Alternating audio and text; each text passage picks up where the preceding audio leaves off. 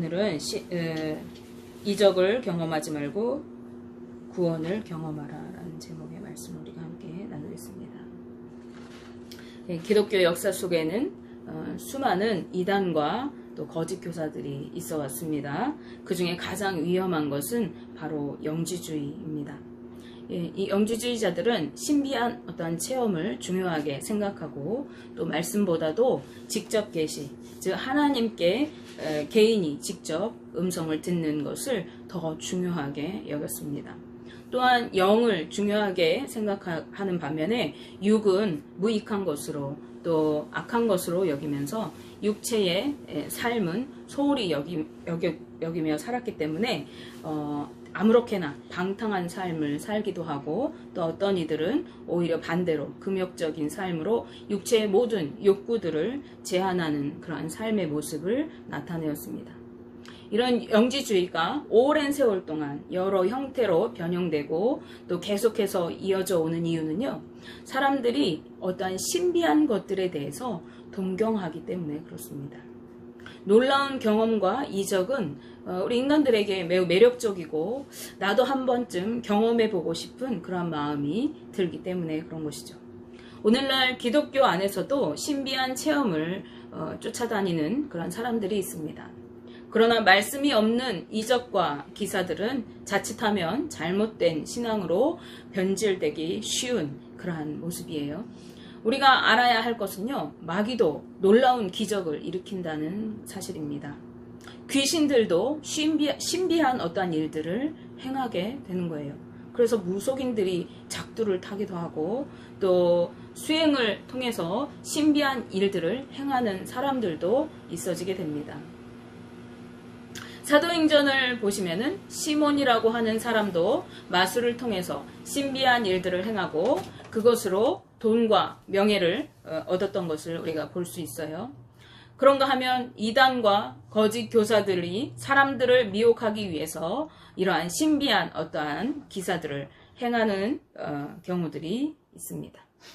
그리고 마지막 때가 가까워올수록 이러한 현상들은 더욱더 많이 일어나게 되고 사람들을 미혹할 것입니다. 그렇기 때문에 예수님께서는 마태복음의 마지막 때를 말씀하시면서 마태복음 24장 23절 24절 말씀에 그때의 사람들이 너희에게 말하되 보라 그리스도가 여기 있다 혹은 저기 있다 하여도 믿지 말라. 거짓 그리스도들과 거짓 선지자들이 일어나 큰 표적과 기사를 보여 할 수만 있으면 택하신 자들도 미혹하리라 라고 경고하고 계십니다. 그러므로 우리는 어떠한 신비한 체험들을 쫓아서 이리저리 돌아다닐 것이 아니라 하나님의 말씀을 사모해야 하고 또 하나님의 뜻을 분별하여서 말씀대로 살아가는 것에 더욱 힘써야 하는 것입니다. 그리고 중요한 것은 놀라운 체험과 이러한 기적을 경험하는 것이 곧 구원을 의미하는 것이 아니라는 것입니다. 누가복음 17장 말씀에는요, 나병 환자가 10명의 나병 환자가 등장하게 됩니다. 이들 모두 예수님을 만나고 자신을 불쌍히 여겨주시기를 간구하였습니다. 그리고 가서 제사장에게 내 몸을 보이라 라고 하시는 예수님의 말씀을 따라서 이제 그 제사장을 찾아가는 길에 자신이 그 병에서 깨끗이 나은 것을 경험하였습니다. 이들은 모두 병이 낫는 기적을 경험한 것입니다. 그렇다면 이들은 모두 구원을 받은 것입니까? 성경은 그 사람들 중에 오직 한 사람만이 구원받았음을 우리에게 증언합니다. 10명의 나병 환자 중에 사마리아 사람 한 사람만이 자신의 병을 나은 것을 보고 큰 소리로 하나님께 영광을 돌리면서 다시 예수님께로 달려갔습니다. 그리고 그분의 발 앞에 엎드려서 감사의 고백을 드렸습니다. 그의 모습을 바라보시고 예수님께서는 다른 사람들은 어디 있느냐고 찾으셨어요. 이 이방인 외에는 하나님께 영광을 돌리러 돌아온 자가 없느냐라고 예수님께서 물으셨습니다. 그리고 자신 앞에 엎드려 있는 그리고 하나님께 영광을 돌리는 이 이방인을 향해서 예수님 말씀하셨습니다. 누가복음 17장 19절 말씀에 그에게 이르시되 일어나 가라 내 믿음이 너를 구원하였느니라 하시더라 라고 말씀합니다. 물론 10명이 모두가 나병이 깨끗이 치료되고 건강이 회복되었습니다. 치유의 기적을 경험하고 맛본 것입니다. 그러나 오직 하나님께 영광을 돌렸던 이 사마리아 사람만이 구원함을 받게 되었습니다. 나머지 9명은 비록 예수님의 기적을 경험하였지만 구원받지 못한 삶을 살아가게 되었던 것입니다. 그렇다면 여러분께 묻겠습니다. 이 9명의 사람들에게 기적이 과연 유익한 것인가 하는 것입니다. 유익한 것입니까? 유익하지 않은 것입니까? 대답은 유익하기도 하고 또 유익이 없기도 합니다. 질병이 낫게 된 것은 이 땅의 인생을 살아가는데 잠깐의 유익이 있다고 하겠습니다. 나병이 걸린 채로 이들이 살아가는 것은 공동체에서 배제되고 소외된 삶을 살아가야 하는, 그리고 사람들로부터 외면을 당하고 철저히 무시당해야 하는 그런 삶을 살아가야 합니다.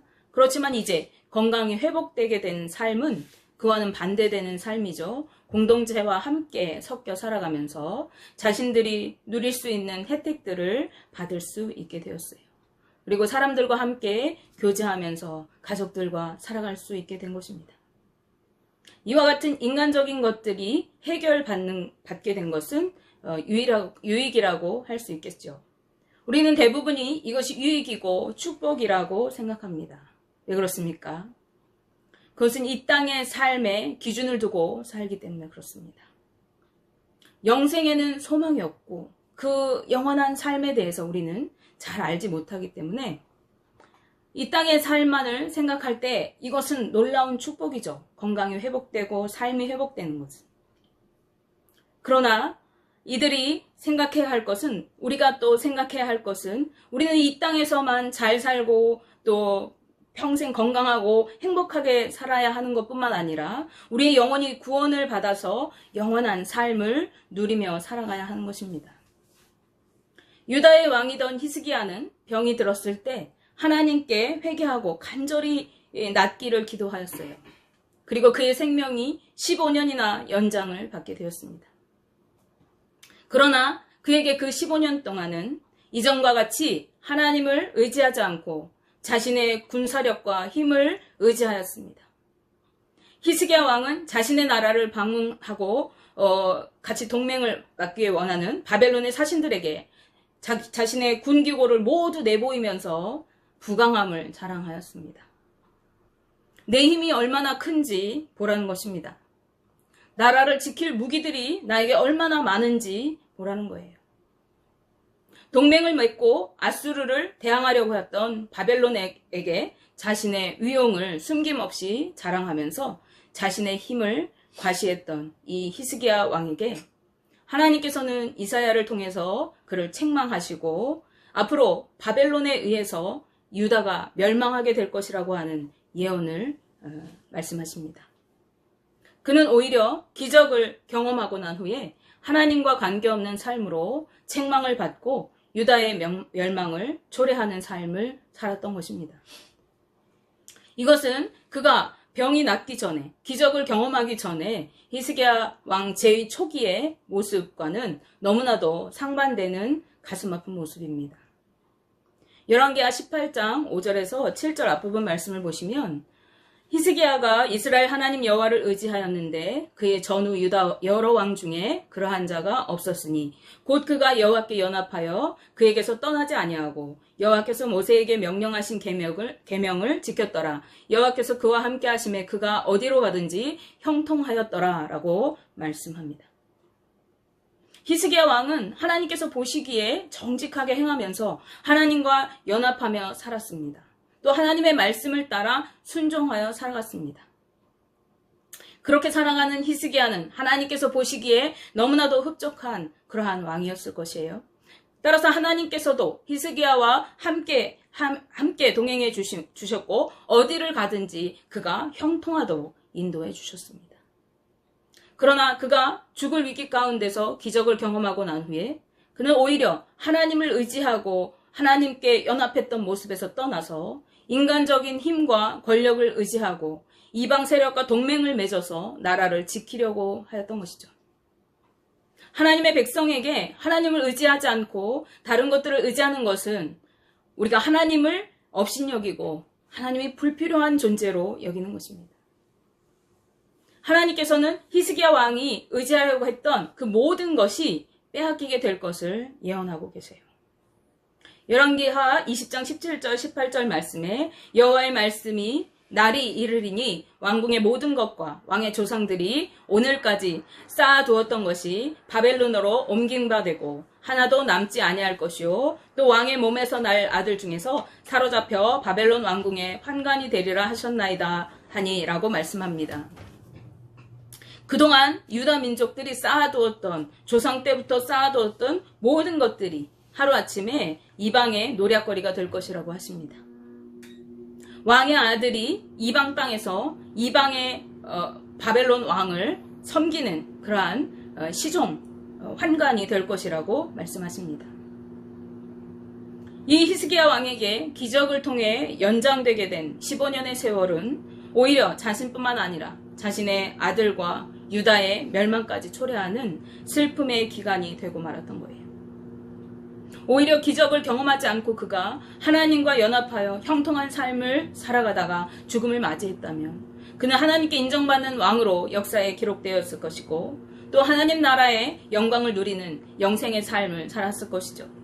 뿐만 아니라 그의 아들과 유다의 멸망을 선포하시는 하나님의 말씀을 듣지 않았을 것입니다. 자, 이쯤 되면 우리가 기적을 경험한 것이 잘못인가? 라는 생각을 할 수 있죠. 그런 의구심이 들 수도 있습니다. 그러나 그것은 아니에요. 오늘 본문 말씀을 보시면 예수님께서 베데스다 못을 지나가시다가 그곳 행각에서 누워있던 38년 된 중병 환자를 보게 되십니다. 그는 거동할 수도 없이 그곳에 누워 있었습니다. 예수님께서는 그를 측은히 여기셨어요. 그리고 그에게 다가가서 내가 낫고자 하느냐라고 물으셨습니다. 그러나 이 병자는 자신에게 지금 묻고 있는 이분이 누구신지 몰랐기 때문에 그의 대답은 네, 내가 낫기를 원합니다 라고 믿음과 확신의 대답을 할 수가 없었죠. 그래서 요한복음 5장 7절 말씀에 그는 이런 대답을 합니다. 병자가 대답하되 주여 물이 움직일 때에 나를 못에 넣어주는 사람이 없어 내가 가는 동안에 다른 사람이 먼저 내려가나이다. 이것은 전혀 소망이 없는 체념한 그의 마음을 아주 잘 보여주는 대답입니다. 무슨 말입니까? 나을 방법이 없다는 것입니다. 다른 사람이 나를 재빨리 못에 넣어주지 않는 한 다른 사람들보다 내가 빨리 물에 들어갈 수가 없어서 나에게는 나을 가망이 전혀 없다는 것이죠. 이러한 병자에게 예수님께서는 일어나 내 자리를 들고 걸어가라고 말씀하십니다. 그리고 예수님의 말씀에 그 사람은 즉시 나음을 얻어서 자리를 들고 걸어가게 되었습니다. 믿음도 없는 이 병자를 불쌍히 여기시고 예수님께서는 그에게 친히 다가가 기적을 베풀어 주셔서 그를 낫게 하신 것입니다. 이 같은 이적을 행하신 것은요, 예수님의 신성을 나타내기 위한 것이기도 합니다. 또한 안식일에 이것을 행하심을 통해서 이후에 안식일 논쟁으로 이어지게 되고 당시 유대인들이 지켜오던 안식일에 관한 전통 규례가 중요한 것이 아니라 사람이 어떻게 행하면서 살아가야 하는 것이 더 중요하다라는 것을 나타내신 것이기도 합니다. 그렇지만 이 병자의 입장에서 볼 때 이것은 놀라운 기적을 경험한 사건이고 오랜 질병에서 자유함을 얻어서 이제 이전과는 전혀 다른 삶을 살아가게 되는 역사적인 사건입니다. 그렇다면 이 나음을 받은 병자는 자신에게 이러한 놀라운 일을 행하신 분에게 감사를 표해야 되지 않겠습니까? 그런데 이는 감사를 표하지도 않았어요. 적어도 그가 누구신지는 알아야 하지 않겠습니까? 누구신지도 몰랐습니다. 그는 자리를 들고 일어나가고 말씀하신 예수님의 말씀을 따라 그저 자리를 들고 일어나서 갔을 뿐이에요. 그렇기 때문에 너에게 자리를 들고 걸어가라고 한 사람이 누구냐고 묻는 유대인들에게 그는 대답을 하지 못했습니다. 요한복음 5장 13절 말씀에 고침을 받은 사람은 그가 누구인지 알지 못하니 이는 거기 사람이 많으므로 예수께서 이미 피하셨음이라 라고 말씀합니다. 우리는 주님의 은혜로 기적을 누릴 수도 있습니다. 어쩌면 그것이 우리 믿는 자들에게 당연한 것이에요. 누가복음 16장 17절 앞부분 말씀에서 예수님께서는 믿는 자들에게 이런 표적이 따르리니 라고 말씀하십니다. 믿는 자들에게 표적이 따르는 것이 당연한 것이라는 거예요. 그러나 우리가 기적을 경험하고 누리는 것을 쫓아다니기에 급급해서는 안 돼요. 그것은 믿는 자들에게 당연히 따라오는 것이지 우리가 그러한 것을 추종해서 따라가라고 말씀하신 것이 아니라는 거예요. 그보다 더 중요한 것은 내가 기적을 경험했다는 사실보다도 그 기적이 누구에게로부터 왔는가 그것을 분명히 아는 것이 중요합니다. 즉 나를 구원하실 수 있는 분이 누구이신가를 분명히 아는 것입니다. 이후에 이 사람은 성전에서 다시 예수님을 만나게 되었습니다. 예수님께서는 그에게 다음과 같이 말씀하세요. 요한복음 5장 14절 말씀에 그 후에 예수께서 성전에서 그 사람을 만나 이르시되 보라 내가 나았으니 더 심한 것이 생기지 않게 다시는 죄를 범하지 말라 하시니 아멘. 예수님께서 이때에도 말씀하실 때에도 그는 감사하지도 않았어요. 그분께 경배하지도 않았어요. 하나님께 영광을 돌리지도 않았어요. 이 사람은 그저 가서 유대인들에게 나를 고쳐준 사람이 예수라고 하는 사람입니다 라고 알려주었을 뿐입니다. 그러나 이제 그 사람은 자신을 고쳐준 사람이 예수님이라는 것을 알게 되었어요. 이후에 이가 어떠한 삶을 살았는지 성경은 우리에게 말씀하고 있지 않습니다. 그러나 그에게 병을 고침받는 것보다 더 귀하게 여겨야 할 것은 그가 바로 구원자 예수님을 만났다는 것입니다. 그리고 이제는 이전과 같이 죄짓지 않고 거룩한 하나님의 백성으로 살아가기를 힘써야 한다는 것이죠. 여러분은 주님의 기적을 경험하셨습니까? 어떤 이들은 경험한 적도 있고 또 경험해보고 싶을 수도 있어요. 그러나 우리가 그것들을 쫓아서 여기에는 기도 응답이 많다더라. 여기에는 병 고침이 있다더라. 저 사람은 뭐 기도의 은사가 있다더라. 그런 곳을 쫓아다니기에 급급할 것이 아니라 그보다 우리가 더 사모해야 할 것은 내가 하나님의 구원받은 자라는 것을, 내가 예수 그리스도를 만났다는 것을 확신하는 것입니다. 그리고 주님을 만났다면 구원받은 하나님의 백성으로서 말씀에 합당한 삶을 살아가기를 힘쓰는 것입니다. 여러분, 기적을 사모하기를, 하나님의 은혜와 능력을 사모하기를 구하십시오.